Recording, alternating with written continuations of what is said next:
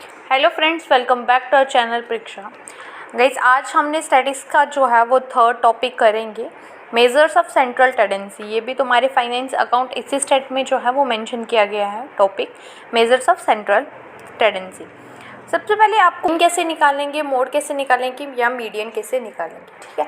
सबसे पहले आपको जो फ्रीक्वेंसी डिस्ट्रीब्यूशन दी होगी, अनअरेंज्ड डेटा दिया होगा, उसको आपने जो है 5-6 स्टेप्स में जो है वो करना है। मैं आपको बताऊंगी कैसे करना है, कौन से स्टेप्स जो है वो फॉलो करने हैं।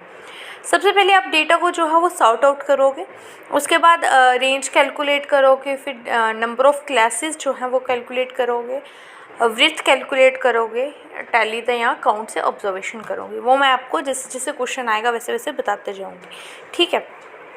तो चलिए स्टार्ट करते हैं। The median of N ordered set of data is the value that represents. जो ऑर्डर सेट ऑफ डेटा है उसका मीडियन जो है वो क्या रिप्रेजेंट करेगा, उसकी वैल्यू क्या आएगी।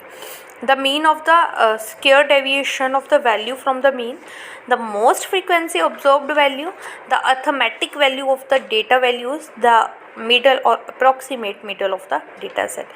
तो मीडियन तुम्हारा क्या रहता है, आपका मीडियन रहता है कोई भी अगर डेटा होगा उसको पहले हम अरेंज करेंगे, अनअरेंज डेटा को अरेंज करेंगे असेंडिंग या डिसेंडिंग ऑर्डर में, तो उसकी जो मिडल वैल्यू आएगी, अप्रॉक्सीमेटली मिडल वैल्यू आएगी डेटा की, उसको हम क्या बोलेंगे, मीडियन।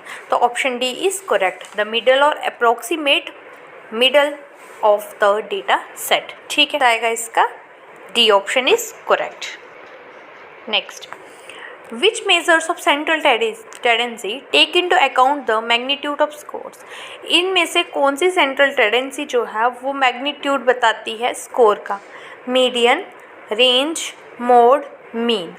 तो इनमें से कौन सी ऐसी सेंट्रल टेंडेंसी है जो हमें क्या बताती है, स्कोर्स का मैग्नीट्यूड बताती है, तो वो कौन सा है, मीन, ठीक है। अगर आपको डेटा जो है वो सिंपल दिया गया है, ठीक है, जैसे एक लाइन में दे दिया गया 2 3 4 5 6 7 8 9 वैसे दे दिया है, उसको आप पहले असेंडिंग ऑर्डर में करोगे, फिर उसके बाद आप करोगे मीन का फार्मूला क्या होता है। अगर सिंपल अर्थमेटिक मीन दिया होगा तो मीन का फार्मूला क्या रहता है तुम्हारा, summation of X upon N, ठीक है, कि जितने भी वो होगी आपके पास टर्म्स होंगी, ठीक है, उनको तुम क्या करोगे, प्लस करोगे, और जितनी टर्म्स आएंगी उससे क्या करोगे, डिवाइड करोगे। तो इसका मतलब हमें मैग्नीट्यूड ऑफ स्कोर जो है वो निकालने हैं, तो हमें कौन सी सेंट्रल टेंडेंसी जो है वो यूज़ करनी पड़ेगी, मीन, ठीक। Next, what is the median of the following set off score. ये जो आपको फॉलोइंग सेट दिया है स्कोर का, इसका आपको क्या बताना है, मीडियन बताना है। तो क्या है, 19 5 12 10 14। तो मीडियन का फॉर्मूला जो है वो क्या रहता है, आपका मीडियन का फॉर्मूला रहता है n+1/2, ठीक है। मीडियन का फॉर्मूला क्या रहता है, n+1/2। तो इसकी जो है वो टर्म्स कितनी है, उसको ऐड करोगे, +1 करोगे, अपॉन 2 करोगे, तो आपका मीडियन जो है वो आ जाएगा, ठीक है। तो इसका मतलब कौन सा मीडियन रहेगा आपका, डी, ठीक है। Next, option D is correct. Next, following are the disadvantages of the mean except. इनमें से कौन सी जो है डिसएडवांटेजेस है मीन की, किसको छोड़ के, ठीक है। Do not possess the desired algebraic property, can't be computed if they are missing value due to omission or non-response, easily affected by extreme values in grouped data with open-ended class intervals, the mean cannot be computed। तो इनमें से कौन सा है जो इसकी mean की जो है वो डिसएडवांटेज है, उसको छोड़ के। तो ये जो है मीन है, do not possess the desired algebraic property, ठीक है, कैन नॉट बी कंप्यूटेड, मैंने आपको बता दिया। तो इनमें से कौन सी डिसएडवांटेज है मीन की, डिसएडवांटेज नहीं है, तो वो कौन सी है, do not possess the desired algebraic property, okay. Next, which of the following is not a common measure of central tendency. इनमें से कौन सा कॉमन मेजर नहीं है सेंट्रल टेंडेंसी को नापने का, मीन, मोड, मीडियन, रेंज। तो इनमें से कौन सा जो है जनरल टेंडेंसी नहीं है।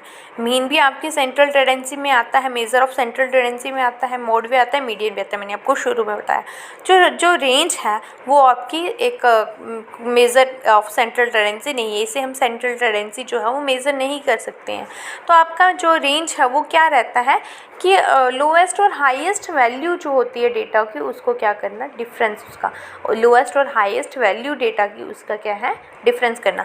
जैसे आपका 15 से जिसमें आपको बताऊं कि आपकी रेंज चल रही है 5 से 10, 10 से 15, तो इसकी रेंज क्या होगी, इसकी रेंज होगी 15 में से अगर हम 5 माइनस करेंगे, 10 माइनस करेंगे तो आपका क्या आ जाएगा 5। तो इसका मतलब आपकी रेंज क्या रहेगी, इसमें 5 रहेगी। ठीक है, तो रेंज क्या होती है, तुम्हारा डिफरेंस होता है हाईएस्ट और लोएस्ट वैल्यू किसका, डेटा का। Okay, next, there are 2 methods of finding mode in discrete series. कौन से दो ऐसे मेथड हैं मोड निकालने में, किसमें, डिस्क्रीट सीरीज़ में। अब डिस्क्रीट और कंटिन्यूस सीरीज़ आपको पता होगा कि क्या होती है। जैसे मैंने आपको पहले पिछले क्वेश्चन में एग्जांपल बताई कि जैसे 5 से 10, 10 से 15, 15 से 20, ये तुम्हारी क्या आ गई, कंटिन्यूस सीरीज़ आ गई। डिस्क्रीट सीरीज़ कौन सी होती हैं, जैसे आ गया आपका 5 से 9, ठीक है, फिर आ गया इधर 10 से 15, फिर इधर आ गया 15 से 16 से 20, ठीक है। तो ये तुम्हारी क्या रहती है, डिस्क्रीट सीरीज़। इसकी जो यहाँ की ये वाली जो 5 है, ये वाला, ये तुम्हारा रहती है अपर वैल्यू और ये रहती है तुम्हारी लोअर वैल्यू। फर्स्ट वाली टर्म की लोअर वैल्यू जो सेकंड वाली अपर वैल्यू से ना मैच हो उसको हम क्या कहते हैं, डिस्क्रीट वैल्यू। मतलब इन दोनों की रेंज जो होगी वो सेम भी नहीं होगी। ठीक है, इसकी रेंज कितनी आ रही है 4 और इसकी कितनी आ रही है 5, तो ये तुम्हारी क्या रहती है, डिस्क्रीट सीरीज़ रहती है। तो ये बोल रहा है कि इनमें से कौन से दो मेथड हैं जिसमें डिस्क्रीट सीरीज़ जो है हम फाइंड आउट कर सकते हैं। ठीक है, mid point method and table method, descending method and grouping method, inspection method and grouping method, ascending method and grouping method. तो इनमें से कौन सी है, सी वाला part, C option is correct, inspection method and grouping method. ठीक है, जो वैल्यू ऑफ मोड है वो हम डिटरमाइन कर सकते हैं इन दोनों मेथड से। जो वैल्यू ऑफ मोड है वो हम डिटरमाइन कर सकते हैं दोनों मेथड से, मेथड ऑफ इंस्पेक्शन से भी और ग्रुपिंग मेथड भी। किस में, कौन सी सीरीज़ में, डिस्क्रीट सीरीज़ में। ठीक है, next, a measure of central tendency given as the value above which half of the value fall and below which half of the value fall is called। एक ऐसी सेंट्रल टेंडेंसी जिसमें जो है उसकी value जो है वो half of the value fall होगी और नीचे वाली जो है वो हाफ ऑफ द वैल्यू भी फॉल होगी, तो उसको हम क्या कहते हैं, मैक्सिमा कहते हैं, मोड कहते हैं, मीडियन कहते हैं कि मीन कहते हैं। ठीक है, उसको हम क्या कहते हैं, median. Option C is correct, मैंने आपको पहले ही बताया।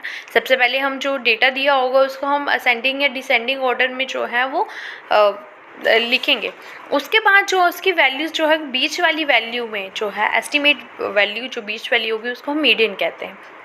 हालांकि इसका फार्मूला भी होता है, बट अगर सिंपल हमें फिर वो डेटा दिया है तो उसमें हम ये वाला मेथड यूज़ कर सकते हैं। तो इससे क्या हो गया, हाफ ऑफ द वैल्यू जो होती है वो फॉल होती है और दूसरी हाफ ऑफ द वैल्यू नीचे भी फॉल होती है। ठीक है, तो उसको हम क्या कहते हैं, median. Next question number 8, the mean of 10 numbers is 58 if one of the number is 40, what is the mean of the other 9। आपको 10 नंबर्स का मीन दिया गया है 58, ठीक है, वन नंबर का एक नंबर जो है वो 40 है, आपको बताना है कि अदर 9 का जो है वो मीन कितना होगा। ठीक है, ऐसे क्वेश्चन आपको फाइनेंस अकाउंट असिस्टेंट में जो है वो मिलने वाले हैं JKSSB में। ठीक है, तो इसको देखना मैं आपको सॉल्व करके बताऊंगी साथ साथ में, तो अगर आप पढ़ चुके हो तो साथ साथ में आप मुझे आंसर बताते जाना। ठीक है, तो इसका मीन जो है 58 है। ठीक है, सबसे पहले आपको मीन गिवन दिया गया है, कितना है, 58। ठीक है, वन नंबर जो है आपको दिया गया है। अब हमें टोटल n कितने दिए हैं, एक नंबर दिया है 40, हमें अदर 9 नंबर देखने, मीन निकालने। तो इसका मतलब टोटल नंबर्स कितने हुए आपके पास, 10।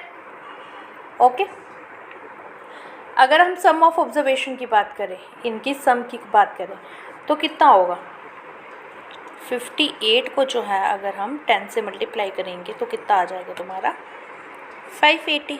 ठीक है, एक नंबर आपको दिया गया है, 580 में से हम क्या माइनस कर देंगे 40, तो क्या आ जाएगा 540। कितने नंबर्स का मीन निकालना है आपको सॉरी, ठीक है 9 नंबर्स का निकालना है। तो सबसे पहले हम क्या करेंगे, एक आपको माइनस है, 540 को किससे डिवाइड कर देंगे 9 से। 540 को अगर हम 9 से डिवाइड करेंगे तो आपका आंसर क्या आएगा, 10 के टेबल में 54 कब आता है 6 60। समझ आ गया। सबसे पहले हमने क्या किया फिर से बताती हूँ आपको। मीन जो है वो 10 नंबर्स का दिया गया है 58। टोटल नंबर ऑफ टर्म्स कितनी हुई तुम्हारे पास 10 हो गई, क्योंकि एक हमें मीन दिया है 9 और निकालनी है, तो 9 + 1 10। सम, अगर सम निकालने की बात करें तो सम कैसे निकालते हैं, मीन दिया हो उसको हम टोटल नंबर ऑफ टर्म्स के साथ मल्टीप्लाई करते हैं, वो तुम्हारा सम निकल जाता है। ठीक है, सम वैल्यू ऑफ ऑब्जर्वेशन का सम निकल जाता है, तो वो कितना हो गया 580। अब एक नंबर हमें दिया है, हम क्योंकि हमने 9 नंबर्स का निकालना है तो उसको हम क्यों काउंट करेंगे, 580 में से हम 40 जो है वो माइनस कर देंगे, तुम्हारा क्या आ जाएगा 540। 9 नंबर्स का निकालना है तो 540 को 9 से डिवाइड कर देंगे, तो आंसर क्या आ गया आपका 60। ठीक है, next, according to the text which of the following represent the highest peak of distribution. According to the text के अकॉर्डिंग जो है हाईएस्ट पीक ऑफ डिस्ट्रीब्यूशन जो है वो क्या रिप्रेजेंट करती है, कौन सी रिप्रेजेंट करती है, मीडियन, मीन, मोड, मैक्सिमम। तो हाईएस्ट नंबर जो है पीक ऑफ डिस्ट्रीब्यूशन तो वो क्या करती है मोड। अब जैसे कोई भी तुम्हारा जो है ऑब्जर्वेशन दी गई है तुम्हें, लाइक 2 3 4 3 5 6, ठीक है ऐसा दिया गया है, तो आपको बताना है कि इसमें मोड कौन सा हुआ। मोड का मतलब भी कि ये जो रिपीटेड टर्म्स ज़्यादा होंगी उसका मतलब क्या है मोड। तो इसमें मोड सबसे ज़्यादा क्या होगा 3। ठीक है, 3 जो है वो 2 टाइम आया है, तो इसका मतलब इसका मोड क्या है 3। ठीक, next, dash is not capable of algebraic treatment. इनमें से कौन सा जो है अलजेब्रिक ट्रीटमेंट के लिए कैपेबल नहीं है, arithmetic mean, median, none, both. इनमें से कौन सा जो है अलजेब्रिक ट्रीटमेंट के लिए कैपेबल नहीं है, तो वो कौन सा है मीडियन। ठीक है, जो है अलजेब्रिक अप्रोच क्या कहती है, द मीडियन वैल्यू जो है वो एस्टिमेट करते हैं हम किससे, ग्राफिक रिप्रेजेंटेशन ऑफ डेटा से। ठीक है, तो अलजेब्रिक ट्रीटमेंट के लिए जो है आपका मीडियन वैल्यू जो है हम किससे एस्टिमेट करते हैं, ग्राफिक रिप्रेजेंटेशन ऑफ डेटा, तो इसीलिए वो जो है अलजेब्रिक ट्रीटमेंट के लिए कैपेबल नहीं है। अर्थमेटिक मीन जो है अलजेब्रिक ट्रीटमेंट के लिए वो है कैपेबल है। Next, when the distribution is negatively skewed, जब डिस्ट्रीब्यूशन जो है वो नेगेटिवली स्क्यूड होगी तो वो क्या आएगा, उसमें इसमें से कौन सा एक्सप्रेशन आएगा, x is less than m is less than z, x is greater than m and less than z, x is greater than m and greater than z, x is less than m and greater than z। इनमें से जब distribution negatively skewed होगी तो इसमें से कौन सी आएगी। अब जो नेगेटिवली स्क्यूड होती है तो इसका मतलब होता है कि जो आपका मीन है वो मीडियन से लेस है। ठीक है, और मीडियन जो है वो मोड से लेस है। क्या मतलब होता है, इसका मतलब क्या होता है, मीडियन जो तुम्हारा है, मीन जो है वो लेस है किससे, मीडियन से, और मीडियन जो है वो किससे लेस है, मोड से। ठीक है, तो मीन को जो है हम क्या लिखते हैं, मीन को हम लिखते हैं x, मीडियन को लिखते हैं हम m, और मोड को हम लिखते हैं z।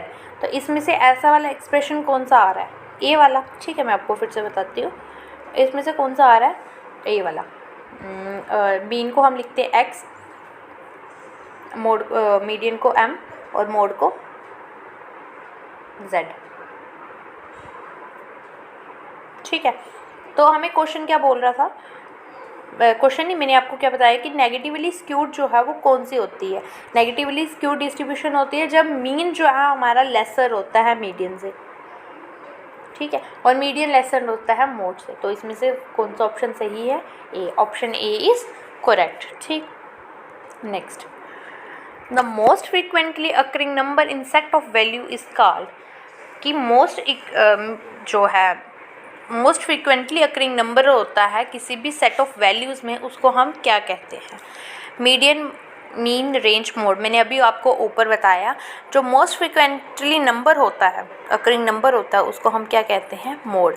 तो इसका मतलब ऑप्शन डी इज़ करेक्ट। ठीक है, जो मीडियन होता है वो यूजुअली प्रेफर करते हैं हम अदर मेजर्स के लिए, सेंट्रल टेरेसी, जब आपका डेटा जो है वो स्क्यूड होता है। ठीक है, तो मोस्टली फ्रीक्वेंटली नंबर जो होते हैं वो क्या होता है तुम्हारा, मोड।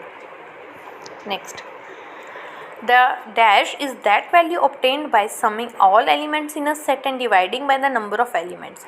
ऐसी कौन सी वैल्यू होती है जिसमें हम सब वैल्यूज़ को सम करते हैं और जितने नंबर ऑफ़ वैल्यूज़ होते हैं उसके साथ हम डिवाइड करते हैं, नंबर ऑफ़ एलिमेंट्स के साथ डिवाइड करते हैं, तो उसको हम क्या बोलते हैं, मैक्सिमा, मीडियन, मीन, मोड। तो उसको हम क्या कहते हैं, mean. Option C is correct. Next, mode. Mode क्या रहता है आपका, observation which has been arranged in an the value in the data set that occurs most number occur most frequently the value of the middle item in the set of ascending और descending order of magnitude. तो इसमें से mode क्या है, ये बहुत बार मैंने आपको ऊपर भी बता दिया कि कोई भी वैल्यू डेटा में जो बहुत बार नंबर अकर फ्रिक्वेंटली हो रहा हो उसको हम क्या कहते हैं, मोड। तो option B is correct. Next, the dash is the value you calculate when you want the arithmetic average। ऐसी कौन सी वैल्यू है जो तुम कैलकुलेट करते हो जब तुम्हें अर्थमेटिक एवरेज चाहिए होता है। ठीक है, mean, median, all of these या मोड। तो ऐसी कौन सी ऐसी कैलकुलेट करते हैं जब हमें एवरेज, अर्थमेटिक एवरेज चाहिए होता है, तो हम क्या करते हैं, मीन। अर्थमेटिक मीन को ही जो है हम अर्थमेटिक एवरेज जो है वो बोलते हैं। ठीक है, ये भी याद रखना, अर्थमेटिक मीन को हम क्या बोलते हैं, arithmetic average. Next, which of the following is not a characteristics of the mean. इनमें से कौन सी मीन की करेक्टरिस्टिक्स नहीं है। It minimize the sum of square deviation, it is affected by extreme scores, it is best used with ordinal data, the sum of deviation about the mean is 0। तो इसका answer है option C is correct, it is the best used with ordinal data. Next, if the distribution is asymmetric and the variable is measured on a nominal scale, the dash should be used as a measure of location। अगर distribution जो है वो asymmetric है, value जो है हम measure कर रहे हैं नॉमिनल स्केल से, तो हम should be use as a measure of location. तो हम क्या यूज़ करेंगे लोकेशन को मेज़र करने के लिए, मीन, मैक्सिमा, मीडियन, मोड। तो हम क्या यूज़ करेंगे, मोड। ठीक है, next, as a general rule the dash is the best measure of central tendency because it more precise। General rule के अकॉर्डिंग कौन सी जो है बेस्ट सेंट्रल टेंडेंसी होती है मेज़र करने की, क्योंकि वो बहुत प्रिसाइज होती है, तो वो कौन सी होती है, मीन। ठीक है, जब हमारा जो डेटा है वो उसकी डिस्ट्रीब्यूशन कॉन्टीन्यूस सिमेट्रिकली है, तब जो है वो नॉर्मली डेटा डिस्ट्रीब्यूट हुआ होता है, तो हम जो है बेस्ट मेज़र सेंट्रल टेंडेंसी जो है मेज़र करने के लिए हम क्या यूज़ करते हैं, mean. Next, the mean is the highest value, the sum of all the values in a group divided by the number of values in that group, the value occurred most frequently, the midpoint in a set of the square।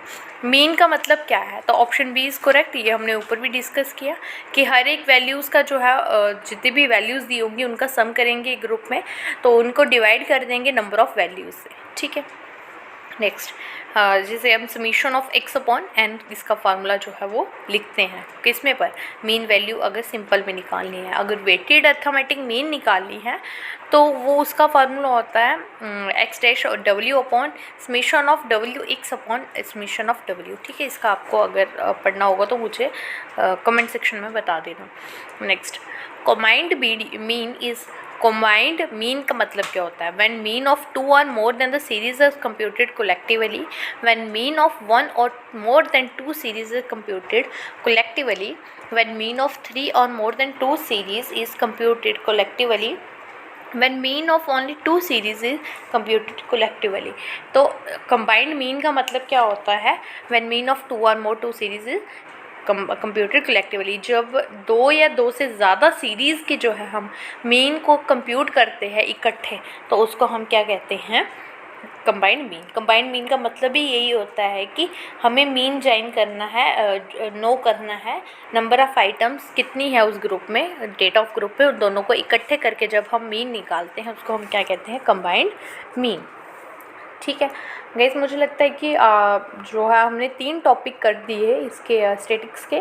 तो अगर आपको video पसंद आए तो like, share और subscribe ज़रूर करिए channel को, और साथ में आप मुझे बताइए कि नेक्स्ट वीडियो जो है वो कौन से टॉपिक के ऊपर लेके आनी है, तो मैं आपके लिए MCQs उस टॉपिक के ऊपर लेके आऊँगी। ठीक है, थैंक यू गाइज़।